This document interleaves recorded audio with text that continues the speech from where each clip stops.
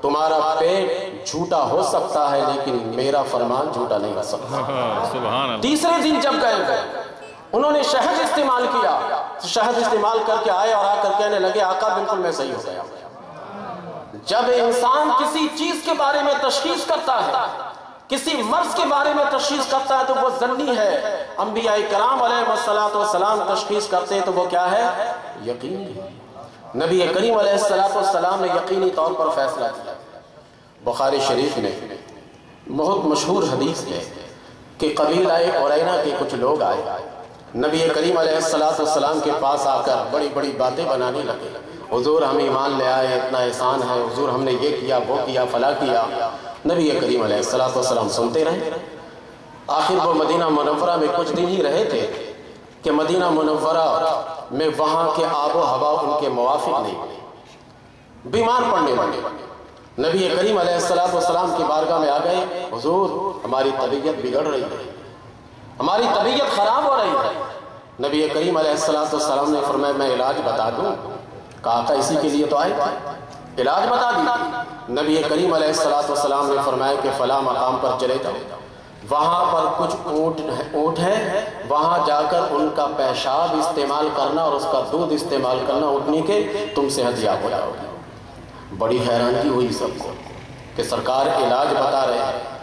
وہ لوگ وہاں گئے، اتفاق سے واقعی اونٹنی کا پیشاب استعمال کیا، اونٹنی کا دودھ استعمال کیا، صحیح ہو گیا۔ اندر خباثت تھی تو علاج بھی خبیث ہے، لیکن اس کے اندر یقینی فائدہ تھا۔ اسی وجہ سے نبی کریم علیہ السلام نے ان کو فرمایا جب وہ استعمال کرتے ہیں صحت یاب ہو جاتے ہیں تو جانتے ہیں انہوں نے اپنی خباثت کیا کیا؟ جو صحابی ان اونٹنیوں کو چرا رہے تھے بڑی بے دردی کے ساتھ ان کو شہید کر دیا، اور اس کے بعد وہاں سے اونٹنی کو بھگاتے ہوئے لے کر جانے لگے۔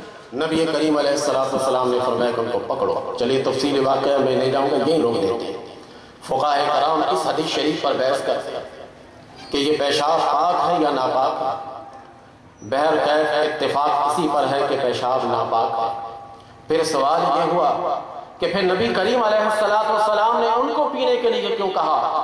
تو جواب سارے فقہاء کرام یہی دیتے ہیں کہ یقینی طور پر ان کی شفا اسی میں تھی، اسی وجہ سے ان کو کہا گیا تھا۔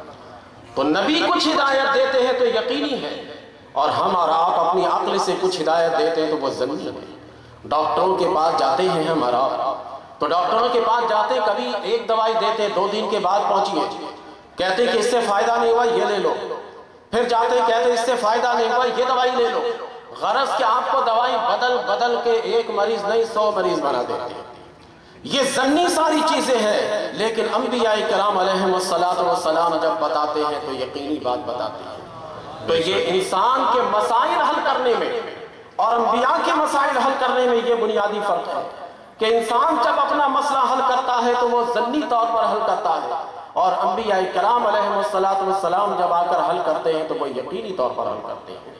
یہ کتنا فرق ہوا؟ تیسرا فرق۔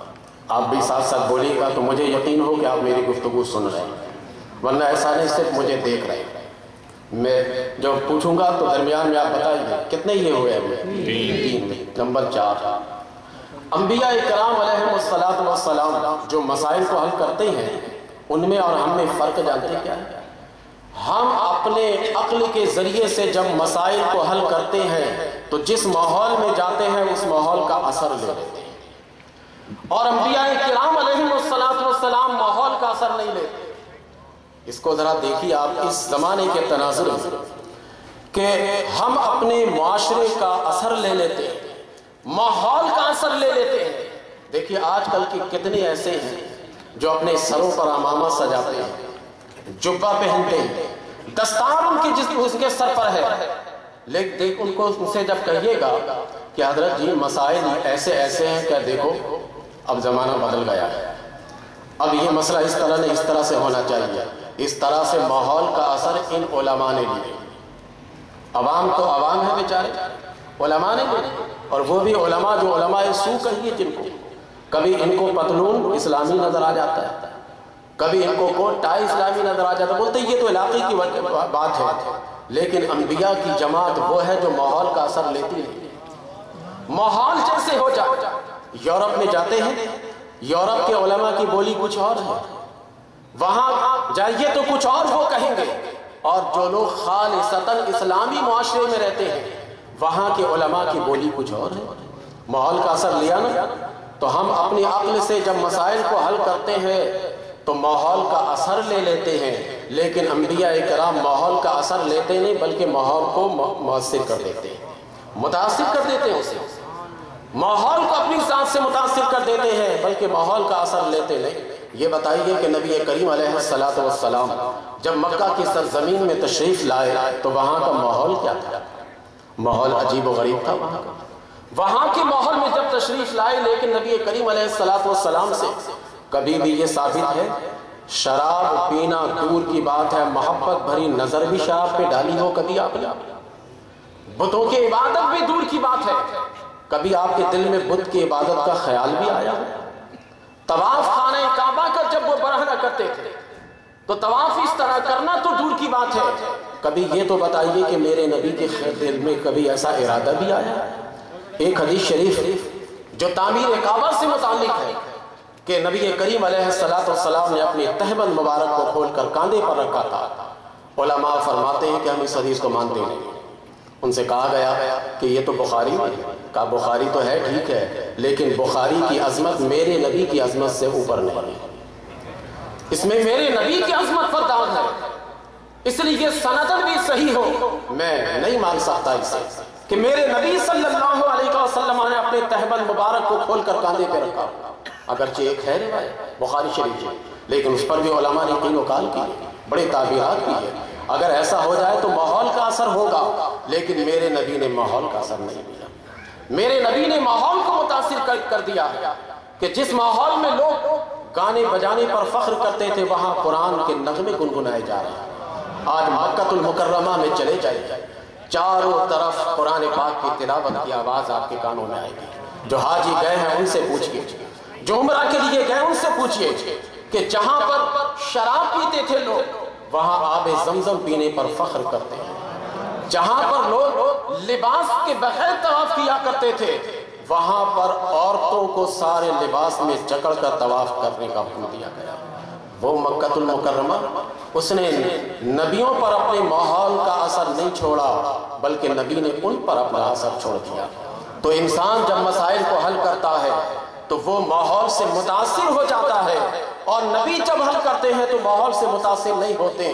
تو اس لیے اللہ تبارک و تعالیٰ نے ہمیں ہدایت دینے کے باوجود نبیوں کو بھیجا کہ تم ہدایت لینے کے باوجود ماحول سے متاثر ہو جاؤ گے، لیکن میں نبیوں کی ذات کو بھیج رہا ہوں جو ماحول سے متاثر نہیں ہوگی بلکہ ماحول کو متاثر کر دے گی۔